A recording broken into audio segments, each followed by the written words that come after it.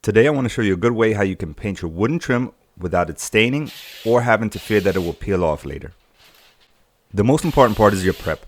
I like to use crud cutter not only to degloss it but also to make sure that there's no dirt or grime on the trim. After masking off the window, I prime the wood with an oil-based primer that comes in an aerosol can. I use an oil-based primer because that will prevent the wood from bleeding through and staining.